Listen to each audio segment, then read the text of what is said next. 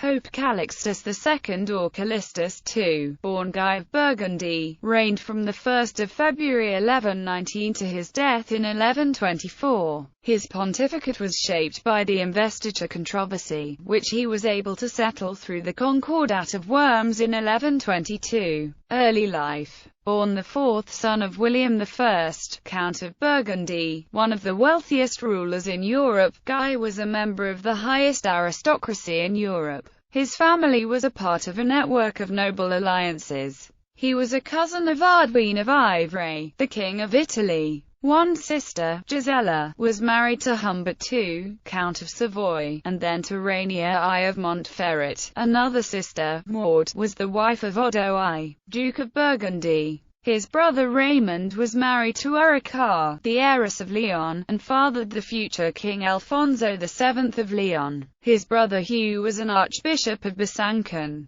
Church career. Archbishop of Vienne. Guy first appears in contemporary records when he became the Archbishop of Vienne in 1088. He held strong pro-papal views about the investiture controversy. As Archbishop, he was appointed papal legate to France by Pope Pascal II during the time that Pascal was induced under pressure from Holy Roman Emperor Henry V to issue the Privilegium of 1111. By which he yielded much of the papal prerogatives that had been so forcefully claimed by Pope Gregory VII in the Gregorian reforms. These concessions were received with violent opposition, and nowhere more so than in France, where the opposition was led by Guy, who was present at the Lateran Synod of 1112. On his return to France, he immediately convened an assembly of French and Burgundian bishops at Vienne, where the imperial claim to a traditional lay investiture of the clergy was denounced as heretical, and a sentence of excommunication was now pronounced against Henry V on the grounds that he had extorted the privilegium from Pascal II by means of violence.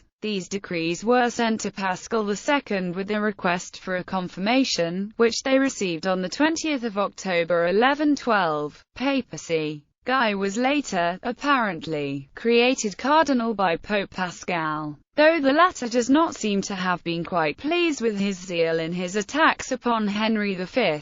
During the violent confrontations between Henry V and Pascal II's successor, Pope Gelasius II, the Pope was forced to flee from Rome. First to Gaeta, where he was crowned, then to the Abbey of Cluny, where he died on 29 January 1119. Archbishop Guy de Bourgogne of Vienne, France, who was not a cardinal, was elected at Cluny on 2 February 1119. 9 cardinals took part in the election. Most of the other cardinals were in Rome. He was crowned at Vienne on 9 February 1119, as Callixtus II. At the outset, it appeared that the new pope was willing to negotiate with Henry V, who received the papal embassy at Strasbourg, and withdrew his support from the anti-pope he had proclaimed at Rome. It was agreed that pope and emperor should meet at the Château de Mousson, near Reims, and in October the new pope opened the council at Reims, attended by Louis VI of France, with most of the barons of France and more than 400 bishops and abbots. Henry V arrived for his personal conference at Mousson, not alone, as had been anticipated, but with an army of over 30,000 men. Callixtus II, fearing that force was likely to be used to extract prejudicial concessions, remained at Reims. There, Callixtus II busied himself ineffectively with attempting a reconciliation between the brothers Henry I of England and Robert II, Duke of Normandy, and the council dealt with disciplinary regulations and decrees against lay investiture, simony, and clerical concubines. Since there was no compromise coming from Henry V, it was determined on 30 October 1119 that the emperor and his anti-pope should be solemnly excommunicated. Returning to Italy, where anti-pope Gregory VIII was supported in Rome by imperial forces and Italian allies of the emperor, Callixtus II managed to gain the upper hand amid clear demonstrations of popular support. The imperial candidate was obliged to flee to the fortress of Sutri, where he was taken prisoner through the intervention of Norman support from the Kingdom of Naples. He was transferred from prison to prison, first near Salerno, and afterwards at the fortress of Fumo. The imperial allies in Rome soon disbanded. Sicut Judaeus. In 1120, Callixtus II issued the papal bull Sicut Judaeus, setting out the official position of the papacy regarding the treatment of Jews. It was prompted by the First Crusade, during which over 5,000 Jews were slaughtered in Europe. The bull was intended to protect Jews and echoed the position of Pope Gregory I that Jews were entitled to enjoy their lawful liberty. The bull forbade Christians, on pain of excommunication, from forcing Jews to convert, from harming them, from taking their property, from disturbing the celebration of their festivals, and from interfering with their cemeteries. It was later reaffirmed by Popes Alexander III, Celestine III, Innocent III, Honorius III, Gregory IX, Innocent IV, Alexander IV, Urban IV, Gregory X, Nicholas III, Martin IV, Honorius IV, Nicholas IV, Clement VI, Urban V, Boniface IX, Martin V, and Nicholas V.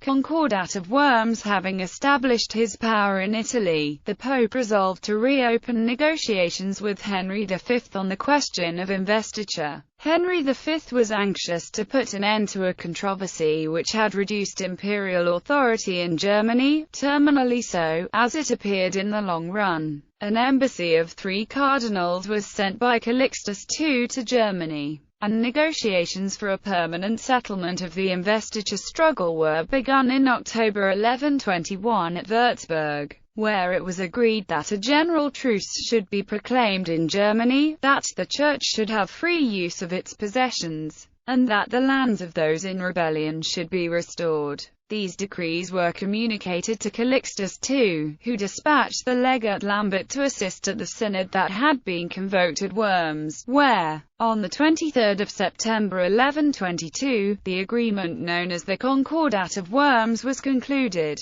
On his side, the emperor abandoned his claim to investiture with ring and crozier, and granted freedom of election to episcopal sees. On the papal side, it was conceded that the bishops should receive investiture with the scepter, that the episcopal elections should be held in the presence of the emperor or his representatives, that in case of disputed elections the emperor should, after the decision of the metropolitan and the suffragan bishops, confirm the rightfully elected candidate, and lastly, that the imperial investiture of the temporal properties connected to the sees should take place in Germany before the consecration. In Burgundy and in Italy the imperial investiture would take place after the consecration ceremony, while in the Papal States the Pope alone had the right of investiture, without any interference on the part of the emperor. As a result of this concordat, the emperor still retained in his hands the controlling influence in the election of the bishops in Germany,